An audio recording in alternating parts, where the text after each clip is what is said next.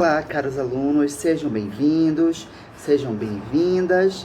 Hoje nós vamos falar sobre pensadores de educação e suas ideias, tá? Eu sempre trarei alguma aula diferente para que você mantenha se preparando para o vestibular, para o concurso público, como esse da SEMEC, que prevê a possibilidade de algum tema que envolva a educação, tá, queridos? Então, não deixe de se inscrever, tá, no canal. Se inscreva para você poder acompanhar as próximas aulas. Dê sua curtida no vídeo, acompanhe, se inscreva, eu sempre esqueço de falar, tá? Então vamos lá. Nós vamos falar de alguns pensadores. Vamos falar do Gramsci, do Vygotsky, do Piaget, do Freud. Vamos comentar um pouquinho sobre o Garcia, que é um pesquisador brasileiro, e vamos falar sobre a educação na Finlândia, tá? Que ela é considerada a referência mundial na educação, tá? Primeiramente, vamos começar com dois conceitos muito importantes de Gramsci, tá? Um deles é da escola unitária, tá? E o segundo é o espírito de cisão. Salve! Não é nada disso, tá? Brincadeiras à parte, vamos ver como são de fato as ideias desse pensador. Então, vamos lá. Aqui nós temos, tá? Antônio Gramsci, tá bom? Você pode perceber aqui no conceito de escola unitária são conteúdos propedêuticos e técnicos, tá? O que são conteúdos propedêuticos? É aquele conteúdo mais científico, aquele conteúdo mais voltado para o saber de fato. E técnicos são aqueles conteúdos voltados para a prática, né? Para alguma atividade, seja ela econômica, seja ela de produção, enfim. Tá bom? Então, esses são conceitos muito importantes da ideia do Gramsci, tá? Aliás, a escola unitária. A escola unitária de Gramsci, ela prevê que o ensino seja dessa forma, que o aluno não estude só para aprender a ciência, tampouco estude só para ter o conhecimento técnico para trabalhar, mas que ele possa ter o conhecimento de ambos. Por quê? Porque assim ele não vai ser só mais um profissional no mercado, né?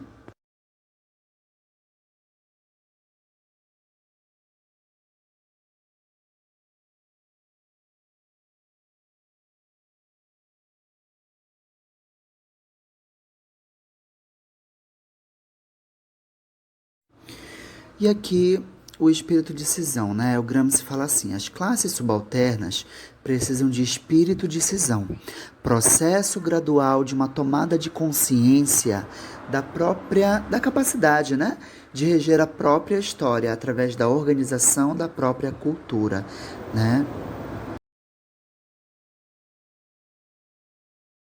Muito bacanas, né? Aí as contribuições do Gramsci, né? Você percebe que os conceitos dele sobre educação são muito importantes, muito relevantes, né? O Gramsci, ele é um pensador que ele chegou a ser preso pelas ideias dele, né?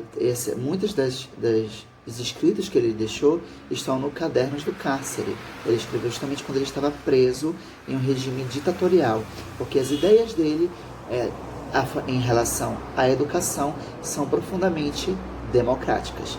Logo, é importante que você conheça, é importante que você saiba usar na sua redação, especialmente pela conjuntura atual mundial.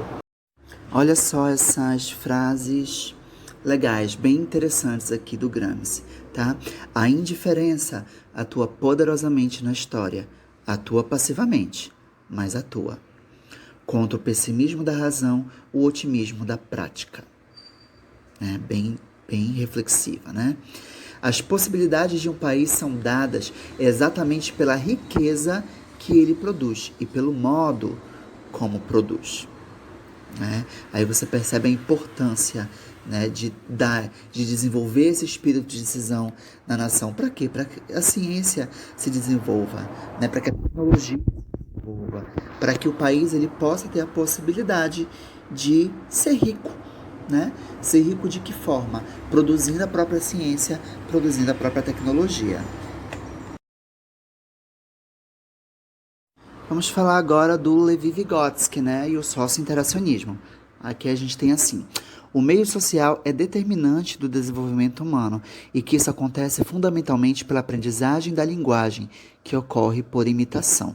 Então, o Vygotsky ele fala muito sobre a questão da interação social, que a educação, a aprendizagem, ela se dá melhor através desse meio social, através dessa socialização, né, do saber, podemos dizer assim. Então tem essas frases aqui. Através dos outros, nos tornamos nós mesmos. O saber que não vem da experiência não é realmente saber. O único bom aprendizado é aquele que vem para o avanço do desenvolvimento. Tá? São frases interessantes, de repente caiba na sua tese, você pode utilizar aí do Vygotsky.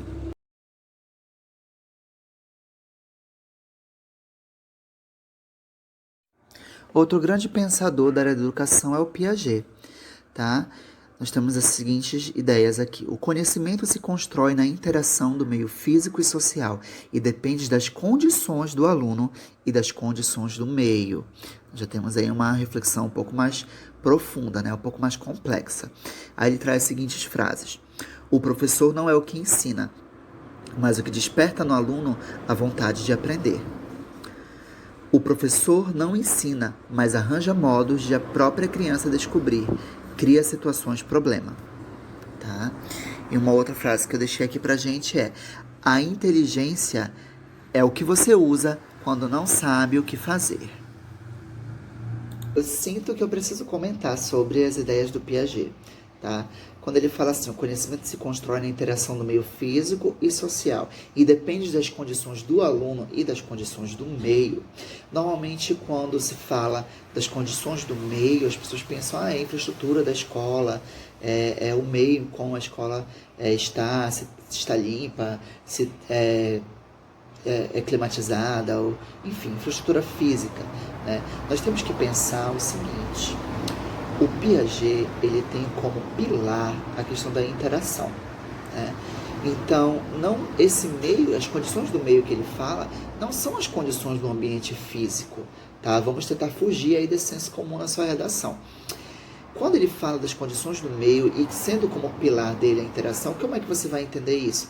Na verdade, o Piaget está falando de uma condição favorável na sala de aula para a interação. Tá? Um ambiente favorável à troca de saberes. Tá? É importante que nós levemos em conta, nós professores, nós educadores, você que vai fazer o concurso da SEMEC, você que está fazendo a sua redação do Enem e quer fazer a sua redação do Enem, uma redação excelente, e está aí como aluno, é importante que nós tenhamos em mente que a ideia do Piaget ela se baseia nessa interação. Então, de fato, o que ele quer dizer? O ambiente escolar, ele não pode ser aquele ambiente escolar do professor aqui no seu altar magnífico, né? Em que ele é a autoridade máxima e só ele pode falar. Isso é um grande equívoco para o Piaget.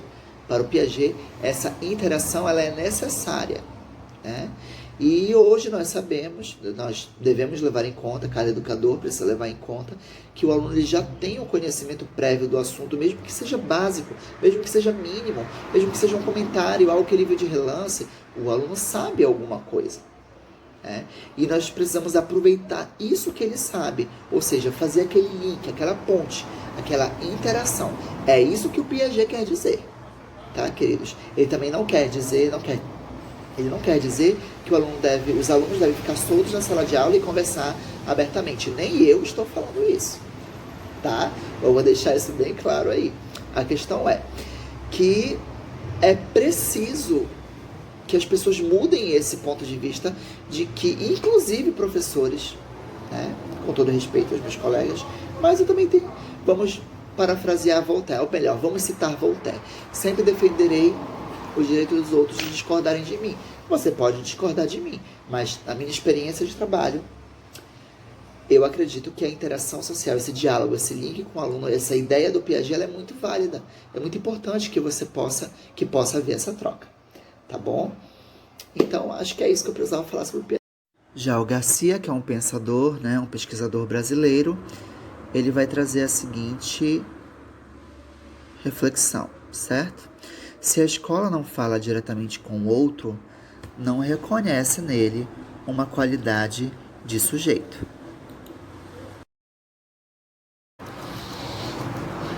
Então, eu acho bem bacana essa ideia do Garcia, né? Ela é uma reflexão pertinente para o nosso ambiente escolar, no Brasil especialmente, ele é brasileiro. E quando ele fala assim, não há um reconhecimento do outro quando você dialoga diretamente com ele está fazendo uma denúncia grave, né, do que não deveria acontecer nas nossas escolas, né? É importante que haja um diálogo, direção, coordenação, professor, aluno, pais dos alunos, tudo deve estar interligado, senão nós não estamos reconhecendo nos nossos alunos, nos pais dos nossos alunos, uma qualidade de sujeito, uma qualidade de ser humano, né? É preciso entender o que cada um tem. É simples? Não é. É fácil? Não é. Mas é necessário. O ambiente educacional ele não vai funcionar sem o diálogo. Aí eu concordo com Piaget, eu concordo com Vygotsky, né? Sem o diálogo não vai funcionar. Então é importante que os pais estejam presentes, que os pais procurem esse diálogo, porque o professor não tem como ir na casa de cada aluno, a escola, a coordenação, a direção não tem como ir na casa de cada aluno. Né? Os pais precisam ir até a escola para saber como seus filhos estão, para saber como eles podem nos ajudar, né? Porque nós professores precisamos de ajuda em alguns momentos. Em alguns momentos nós temos que ser meio psicólogos, né? Tentar entender tudo o que se passa com o aluno sem aquela alimentação de informações vinda dos pais, que seria bastante útil e iria favorecer bastante aí os alunos, até as próprias famílias. No meu trabalho eu já dialoguei com muitos pais, graças a Deus acredito que eu ajudei muita gente e me senti bem melhor com isso também. Mas só foi possível, é bem mais fácil, melhor dizendo, quando os pais participam. Quando não, fica um pouquinho difícil, tá? Então fica a dica aí para os pais dos alunos, tá? Você que de repente é da área da educação e também de repente pode esquecer um pouco em casa, né? Tem aquele ditado em casa de ferreiro, espeta de pau, né? Espero que não aconteça na sua casa nem na minha. Olha só a cara desse pensador, né? Já tem uma cara meio de doido, né? Você já sabe que esse pensador, quem é? É o Freud, Sigmund Freud, né? O pai da psicanálise. Ele não é pensador de educação, mas ele fala algumas coisas importantes sobre educação que de repente você pode utilizar na sua redação, depende da criatividade aí da sua tese, tá? Então olha essas frases aqui bem interessantes. Eduque-o como quiser, de qualquer maneira há de educá-lo mal. Uma frase bem chocante, né? Para mim, então, que sou pai, ela é bem pesada, né? A inteligência é o único meio que possuímos para dominar os nossos instintos, tá? Bastante reflexiva, muito útil nesse nosso mundo atual e violento, tá? O Estado proíbe ao indivíduo a prática de atos infratores, não porque deseje aboli-los, mas sim porque quer monopolizá-los. Bem complexa essa frase dele, tá? Então, use-a com cuidado, tá bom? A próxima, podemos nos defender de um ataque, mas somos indefesos a um elogio. Eu fiquei de fazer também um comentário sobre a educação na Finlândia, tá? Então vamos começar. A Finlândia ela é um país que não interrompe seus investimentos na educação, tá? Os próprios alunos da Finlândia relatam que lá a educação é muito valorizada, por isso eles se sentem motivados a estudar, tá bom? Além do ensino ser gratuito, o ensino é em tempo integral. Os alunos entram de manhã, saem já à tarde, né? Umas 4 horas da tarde, 8 da manhã às 4 da tarde, mais ou menos isso. O ensino é bilíngue, tá bom? E na Finlândia eles não trabalham apenas o conteúdo, digamos assim, propedêutico, né? Como nós falamos aqui, relativo ao Gramsci. Eles trabalham conteúdos, questões de relação social, né? Por exemplo, eles trabalham sobre prevenção de fake news. Né? Lá, um aluno do 5º, 6º ano, acho que eu posso colocar dessa forma, ele já tem uma ideia de como identificar notícias fakes, notícias falsas, qual seria a credibilidade de site, da fonte, enfim. Isso eles já procuram trabalhar, tá bom? A Finlândia, ela é um país que nós, de uma certa forma, tem muito a acrescentar para o Brasil, né? Eu vi também que eles têm vários projetos de pesquisa, né, com os alunos. Os alunos, eles meio que escolhem algumas coisas para pesquisar. É algo que eu, como professor, sempre procurei fazer na área de redação, né, com os alunos do ensino fundamental, inicial do ensino médio, eu procuro fazer também. Eu acho super válido, porque o aluno, ele escolhe algum momento do que ele vai pesquisar. Assim você vai instigando o aluno a pesquisar, a ser um pesquisador, a buscar o conhecimento.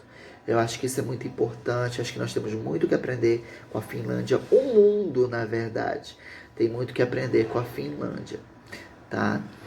A começar pelo fato de que aqui nós temos vários problemas com investimento na educação, né? Mas isso é uma questão para um outro momento, né? Acredito que pedagogicamente, essa questão do estímulo à pesquisa, a questão do período integral, eles se alimentam gratuitamente, os alunos se alimentam gratuitamente na escola também, ninguém paga, e a educação é obrigatória até os 16 anos.